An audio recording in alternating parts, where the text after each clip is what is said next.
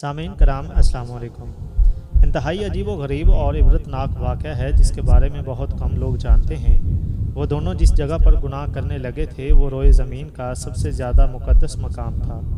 جیسے ہی انہوں نے گناہ کیا اسی وقت ان کے جسم پتھر ہونے لگے، ان کی روحیں قبض کر لی گئیں اور گوشت پوست کے جسم پتھر کے بنتے چلے گئے۔ اس وقت ان کے قریب کوئی بھی نہیں تھا، اس لیے جو کچھ ان پر گزری اس کے بارے میں خود انہی کے سوا کسی کو پتہ نہیں چلا تھا۔ یہ تاریخ کا انتہائی عجیب و غریب اور خوفناک ترین واقعہ تھا۔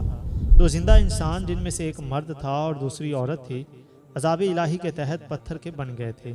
کچھ دیر گزری تو ادھر سے کسی کا گزر ہوا، اس نے ان کو دیکھا اور پہچان لیا۔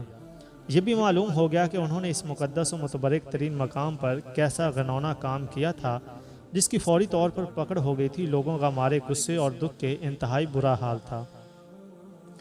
ان دونوں پتھر کے بتوں کو نشان عبرت بنانے کے لیے اس زمانے کے اہل علم اور نیک لوگوں نے ان کو اس مقدس مقام سے کچھ دور اسی علاقے میں ایک دوسرے سے کافی لمبے فاصلے پر آمنے سامنے نصب کر دیا۔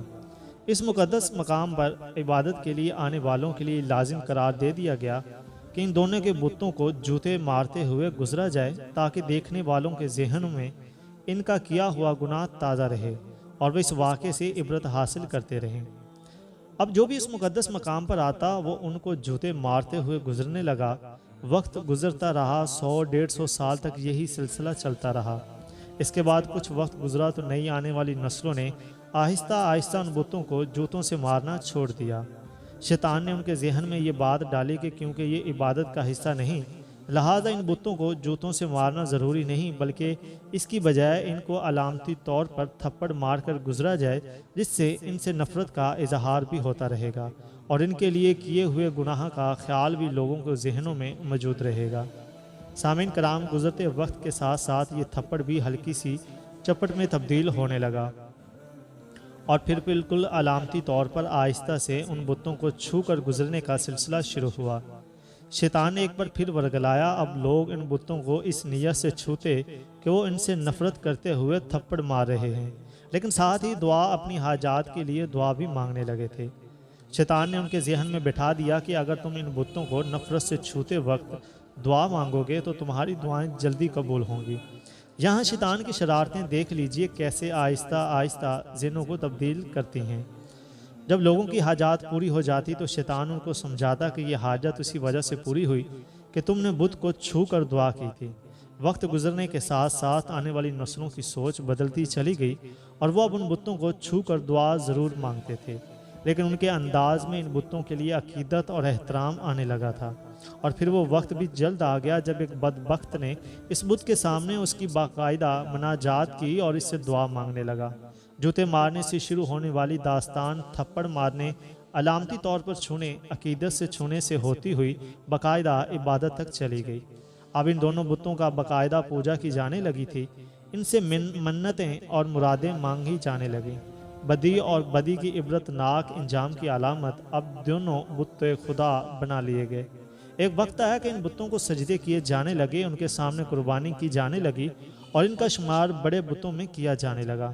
پھر یہ اندھیری رات اور زیادہ گہری ہوتی چلی گئی، یہاں تک کہ ایک دن رشد و ہدایت کا ایک سورج طلوع ہوا جس سے وہ پورا خطہ اور 4 دانگ عالم جگمگا اٹھے۔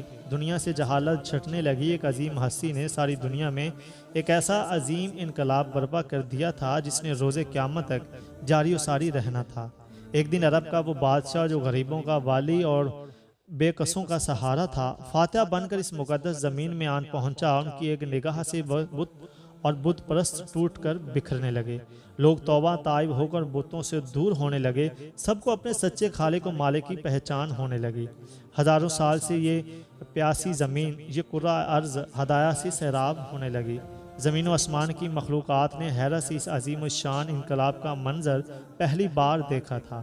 ایک دن آپ صلی اللہ علیہ وسلم نے اپنے سب سے پیارے ساتھی علی رضی اللہ تعالیٰ عنہ کے ساتھ خانہ خدا میں داخل ہوئے۔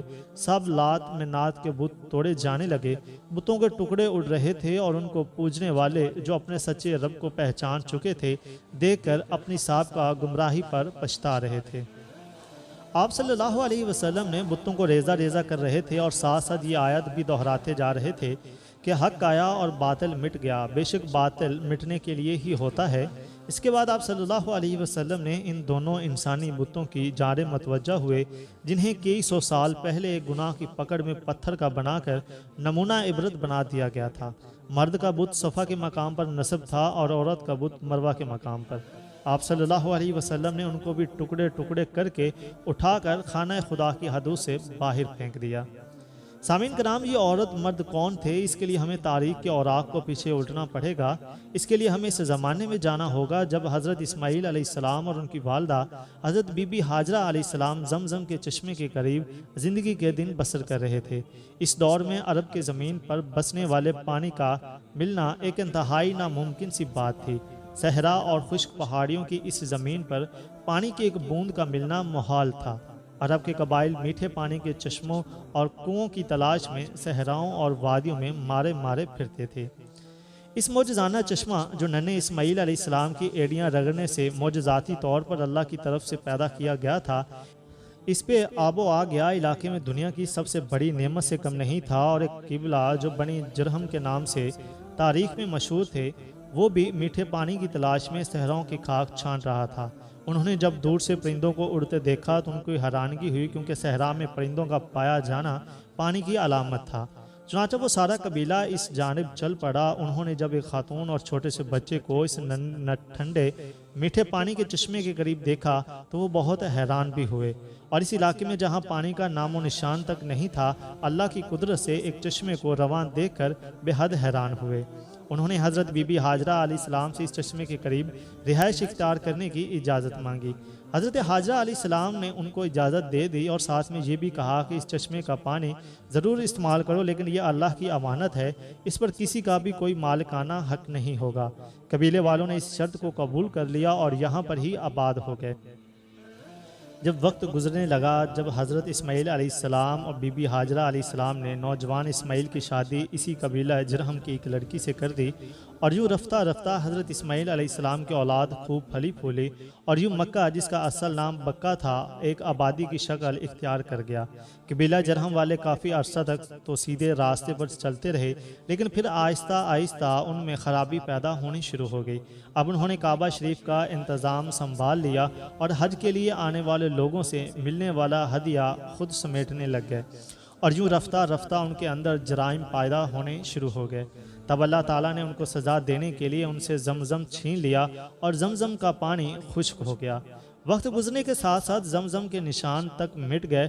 اب کسی کو معلوم بھی نہیں تھا کہ یہاں زمزم کا نام کا کوئی چشمہ ہوا کرتا تھا۔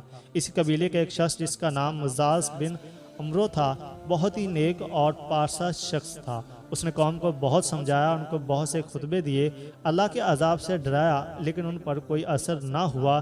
جب یہ قبیلہ اپنے برے کاموں سے باز نہ آیا تو ایک رات مزاز نے سوچا کہ یہ لوگ جس طرح کعبہ شریف کی حدوں کی صورت میں آمدن کھانے لگے ہیں، کسی دن یہ حج کرنے کے لیے آنے والوں کی طرف سے چڑھائے گئے قیمتی ہدیے، جن میں سونے چاندی کے کچھ اشیاء شامل تھیں، وہ بھی چرا لیں گے۔ انہوں نے رات کو اپنے بیٹے کے ساتھ لیا اور کعبہ کے اندر موجود سونے کے قیمتی ہدیے اٹھائے، اور جس جگہ زمزم کا چشمہ ہوا کرتا تھا اس جگہ کھدائی کر کے یہ سب قیمتی ہدیے وہاں چھپا دیے۔ اب جیسا کہ اللہ تعالیٰ کسی قوم کے بگڑنے پر اس قوم کو کسی دوسری قوم کے ہاتھوں عذاب دیتا ہے، اس قوم کو بھی عذاب دینے کا فیصلہ کر لیا گیا، اور ایک اور قبیلے بنی خزاعہ کو ان پر مسلط کر دیا۔ بنی خزاعہ والوں نے بنی جرہم کو مار مار کر مکہ سے نکال دیا۔ ان کے قبیلے کے کثیر تعداد میں افراد کو قتل بھی کر ڈالا، اور یوں لٹے پٹے بنی جرہم یمن میں جا کر آباد ہو گئے۔ اسی زمانے میں اس قبیلے کے ہاں ایک لڑکے اور لڑکی نے جنم لیا۔ لڑکے کا نام عیسیٰ بن جلا تھا اور لڑکی کا نام نائلہ بنت زید تھا۔ دونوں جب جوان ہوئے تو ایک دوسرے کے عشق میں گرفتار ہو گئے اور انہوں نے آپس میں ناجائز تعلقات قائم کر لیے۔ ایک بار یہ دونوں حج کے لیے ایک قافلے کے ہمراہ مکہ مکرمہ گئے تو سامعین کرام، خانہ کعبہ میں ان کو تنہائی میسر آئی تو انہوں نے ایک کبھی فعل کرنے کا ارادہ کر لیا۔ چنانچہ جیسے ہی گناہ کے مرتکب ہوئے تو انہیں عذاب الہی نے آن گھیرا، یوں وہ پتھر کے بت بنا دیے گئے۔ اس کے آگے کے حالات آپ نے ویڈیو کی ابتدا میں سن لیے۔